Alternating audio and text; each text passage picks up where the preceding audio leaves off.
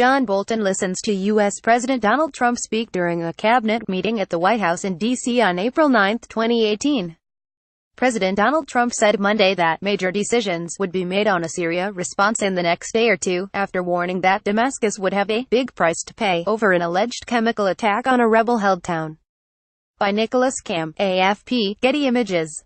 There are few foreign policy issues on which Donald Trump has contradicted himself more thoroughly than on Syria, which he warned Barack Obama against attacking in 2013, but is now threatening to bomb himself. Big price to pay, the president tweeted Sunday after reports emerged of a chemical weapons attack in Ghouta. President Putin, Russia, and Iran are responsible for backing al-Assad. On Monday, he doubled down, telling reporters at the start of a cabinet meeting that the attack was atrocious and can't be allowed to happen. He continued, "If it's the Russians, if it's Syria, if it's Iran, if it's all of them together, we'll figure it out." The episode has thrust into stark relief Trump's inconsistent approach to the Syrian crisis and U.S. foreign policy more broadly. Almost exactly 1 year ago, the president ordered a missile strike against an airbase in Syria under nearly identical circumstances, a retaliatory action that did little to deter Bashar al-Assad. Assad and Russia both denied any involvement in the 2017 chemical attack. The president subsequently began moving U.S.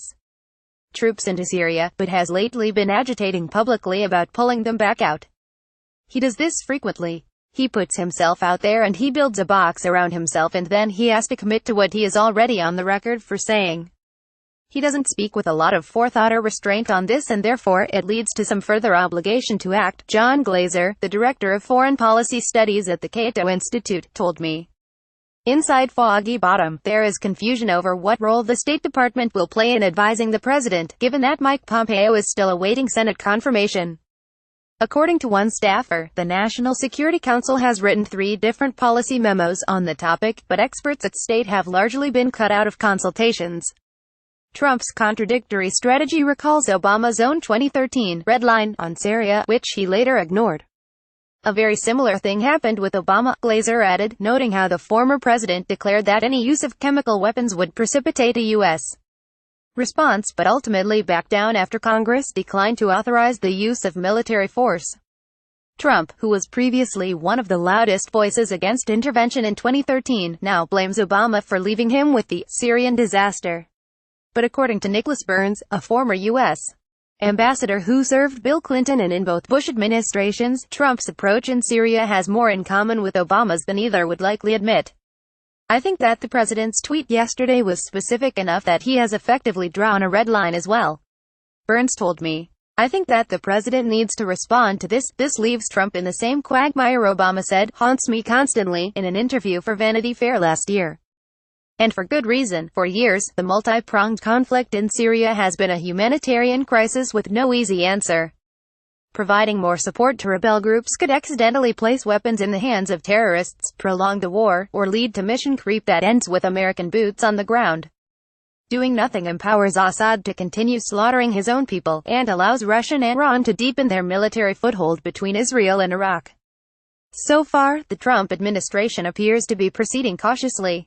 The first thing we have to look at is why are chemical weapons still being used at all when Russia was the framework guarantor of removing all the chemical weapons. Defense Secretary James Mattis told reporters on Monday. And so, working with our allies and partners from NATO to Qatar and elsewhere, we are going to address this issue. When asked whether airstrikes against the Assad regime were on the table, the general replied, "I don't rule out anything. Right now, whatever red line Obama and Trump have drawn on the use of chemical weapons, it is by now so muddied by inaction." Saturday's attack marked the 8th use of poison gas since Trump's strike last April, that experts argue the U.S. would need to take dramatic new steps to credibly re-establish its leverage. "I actually think that it has to be much stronger and more sustained. I think we have to be careful here not to take on the Russians. You don't want a conflict between nuclear powers," Burns told me. "But we can go directly after Assad's commanders and his air bases from which these attacks are launched and destroy planes on the ground and destroy part of the infrastructure of the Syrian military." The former ambassador added that it will be critical that the U.S. form a coalition with its U.S. allies in the Middle East and the Europeans to serve as a bulwark against Russian and Iranian aggression in the region. "We have not been responding to the chemical weapons attacks. Obviously they thought that they could get away with it," he said. The real trick here is that we have to be careful because we don't want to launch into a commitment that is so big that we get stuck in the Middle East again as we did in Iraq. If we try to take down, overthrow the Assad government, no matter how many of us would like to see Assad leave, he is not going to leave and he is in a strong position right now. But we can help the Syrian Kurds in the north, we can help the refugees, we can protect victims, or try to, of chemical weapons. We should do all those things. We should not leave the field to the Russians and the Iranians in my judgment. Others cautioned against another missile attack. The last strike had no strategic or tactical utility, it didn't help the humanitarian situation on the ground, it didn't alter the strategic situation on the ground, it didn't undermine the Assad regime's control, it didn't fight terrorism. It was really just a symbolic show, demonstrating that we are still the policemen of the world. It didn't have any tangible impact on the conflict, Glazer said. We need to ask, how are the means connected to the ends? Whatever tactics we use against the Assad regime in retaliation for this, how is that connected to some objective that we have? I don't even see what the objective is, other than we feel embarrassed for not acting. There is also the question of Trump's executive authority to launch a military strike against the Assad regime. Presidents aren't magically able to bomb any country that they want on their own whim. It requires legal authorization, Glazer said. Congress was divided over whether the president had the legal authority to launch the targeted strike last April. While Senate Majority Leader Mitch McConnell and Senate Foreign Relations Chairman Bob Corker said the attack didn't warrant an authorization for use of military force, or a UMF, from Congress, which Trump did not have, others argued the opposite. We have to think about all the consequences, Congressman Justin Amash said at the time. It's critical under our system of government that these types of actions have congressional approval, because they are acts of war, and what begins as a set of strikes on one night can quickly escalate into a much broader conflict. Under international law, any strike launched by the U.S. against Syria would require a Security Council resolution, which it doesn't have, and is unlikely to get. The chances of the UN resolving this awful situation are basically zero, said Richard Gowan, a UN expert and professor of international and public affairs at Columbia University. Russia has consistently blocked Western efforts to call Assad out over chemical weapons over the last year. They are already signaling that they will hang tough this time. What happens next, he said, is inevitable. Nikki Haley, the French, and the Brits will have a huge row with the Russians. They will then table a resolution demanding an investigation of the events in Gout. The Russians will veto it, possibly with Chinese support. Washington will then argue that the UN route is blocked, so it has no choice but to use force. Right now, the Council offers no real solutions to the endgame in Syria. Resolving that puzzle to Trump's satisfaction will fall in part to National Security Advisor John Bolton, who began his first day in the West Wing on Monday after the departure of H.R. McMaster. This is quite an overly full plate for the first day of a brand new National Security Advisor, a former State Department official who knows Bolton told me.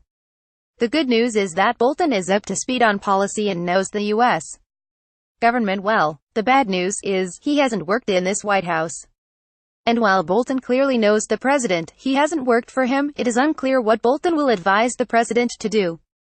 As the New York Times notes, Bolton didn't support a strike in Syria during the Obama administration, but praised Trump's decision last year. I think the Trump decision to strike as they did was the correct decision, he said at the time. I think the limited, very precise nature of what the president did and the basis on which he did it was important. At the same time, Trump's new national security advisor is a notorious hawk on Iran and Russia, and the Assad regime in Syria is a proxy for both. It is certainly trial by fire. Walking in on your first day and having to organize a unite the U.S. government around a course of action to use military force, this is about as hard as it gets, Burns told me. I am someone who has traditionally had a lot of policy disagreements with John, and I have worked very closely with him in the George W. Bush administration, but frankly I think his experience may pay off here for the U.S. I think that John Bolton's challenge is, can he provide that framework and sell it to the president, and then can the president stick to it?